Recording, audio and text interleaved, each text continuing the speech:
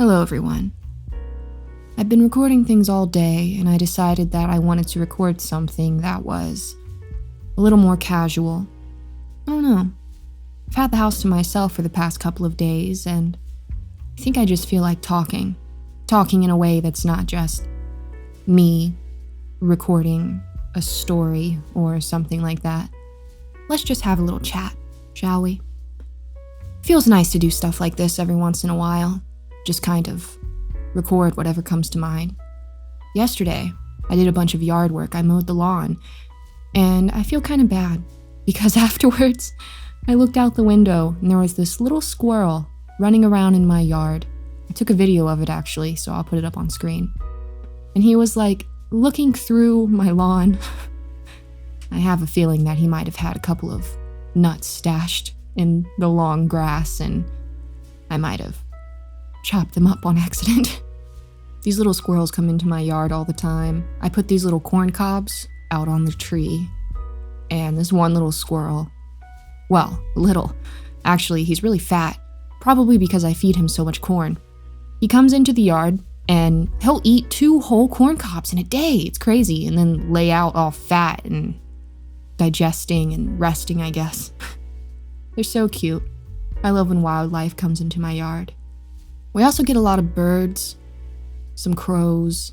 I'm from the East Coast, so I don't know West Coast birds too well, but I think I might have seen a robin. I'd say a cardinal, but I don't know if there are any cardinals in Oregon. Cardinal is the Virginia state bird, which is where I'm from. State tree is the dogwood. Wow, I'm just full of useful information. The Virginia state mineral is nelsonite. I think that's pretty cool. It was only discovered in 2016, and I only know that because I was a geologist assistant at the college that I went to for about a semester and a half. It was kind of weird. I was sitting in geology class, which is just about the only class in college I ever excelled in. My professor, I guess, just really liked me. Her name was Miss Shomo. She is just about the smartest, most beautiful, amazing woman I have ever met. But I started working for her and it was really cool. It pretty much just helped other students identify rock and mineral samples all day, which was pretty awesome. And I also got to teach them about all of the samples, even though some of them were little shits that didn't want to listen because I looked too young, I guess. At least I think that's why. Especially the boys. They did not want to listen. They did not want to be taught by me. But you know what's kind of weird? That mineral, that is Virginia's state mineral, nelsonite. I think it's kind of weird that they decided to make the state mineral this really random, specific form of, it's an igneous rock that forms by slow cooling of trapped magma. And I just think it's interesting that they decided to name nelsonite the state mineral after it was only discovered in 2016. Like, I feel like there's an older, cooler mineral with more history that's more abundant that could be considered the state mineral. I don't know. Maybe it's the state mineral because it's only found in Virginia. Okay, that was a weird tangent. Anyway, I really like rocks and minerals. My favorite is probably, oh gosh, I'm dyslexic and always say this wrong because it has a weird spelling, but I think it's labradite. I called it don't laugh at me, but I called it laboradite for a long time because I'm dyslexic and I think that I just didn't read it right when I first saw the name. And so for a long time, I called it laboradite, which, believe me, did sound stupid. It did. But no one was kind enough to tell me I was wrong. I actually figured that out by watching a YouTube video. So, thanks, every single person that heard me say that wrong and didn't correct me. Oh yeah, something that reminds me of. The Oregon state mineral is called Oregonite. I mean, I know it's probably named that because it's the state mineral of Oregon, so what's the easiest thing? Name it after Oregon. You know, the other one, nelsonite or whatever, was probably named after the person that discovered it. So that's just as equally a good way to name something, but that's just so funny to me because I don't know. It really tickles me that people that live in Oregon are called Oregonians. It really tickles me. It makes me think about Skyrim, Oregonians, or, well, it's not Oregonians, it's Argonians, right? Those lizard people. I love it. It's so great. Every time someone says Oregonian or I see Oregonian written, I just think of those lizard people from Skyrim and Oblivion that I love so much. There's that one that's like going on and on about rats. I'm gonna try to find a clip to put in here. Have you seen all the rats around here? It's making me crazy. Rats in a cream sauce, rat flambe, rat necrom with bone meal gravy, deep fried rat, lemon rat and wild rice, rat ragu with powdered deer penis. Rats! Yeah. God. Love those games. Strange, because whenever I'm here by myself, it reminds me of when I was in high school. Feels like a really long time ago now. I graduated in 2016, so I guess it's not that long ago, but it's also long enough ago. Feels really weird that it's already been that long. But anyway, it reminds me of when I was in high school, because there were days I would go where I would sit through all my classes and get home and not have said a single word to a single person. I didn't want to. I did not like interacting with or talking to people very much in high school. By choice. It wasn't like sad or anything. Sometimes when I tell people that, they're like, oh, and it's like, no, I decided to do that myself. There were people that wanted to be friends with me, and I just kind of didn't be friends with them. It wasn't bad. It would just feel weird to get home and realize that I hadn't spoken to anyone all day. And then sometimes when you start to talk after not speaking for that long, it kind of hurts your throat. It's weird I got into this voice acting stuff, because not only have I never thought I had an interesting voice or a voice that would be good for doing anything with, but I've also specifically been told that my voice and the way I speak is annoying. I don't know. That's probably why it's so hard for me to believe that people really, really like my voice, despite the fact that I have a YouTube channel centered directly around it. It's weird. Recently, there's been wildfire smoke all over the place. In the past 3 days, though, it's been gone, which has been really nice, because when there's smoke everywhere like that, it's kind of hard to want to go outside.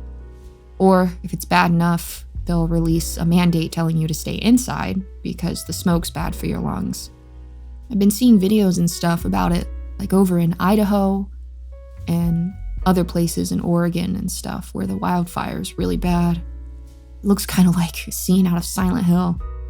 I remember last year, it's actually year before last year, was the first time I ever experienced a wildfire in my whole life, or just a fire that's like big enough to have smoke all up in the air and everything.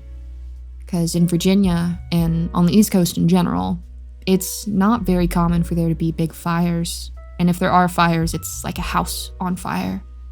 But, moving out to the West Coast, it's been really interesting because these wildfires are just crazy and it's just so weird.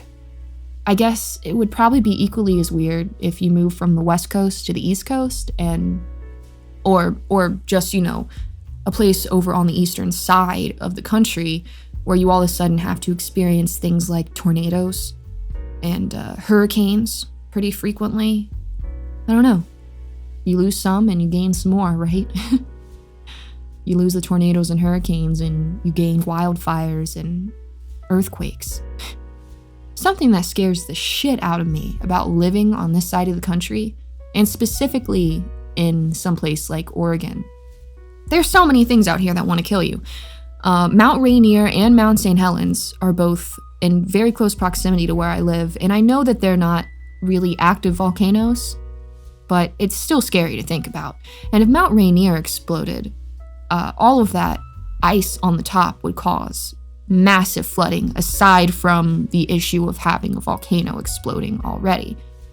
And I don't know how many of you know this. I feel like this is pretty well known at this point, but this whole coast is just a hot spot for earthquakes because there's a tectonic plate that is right under California.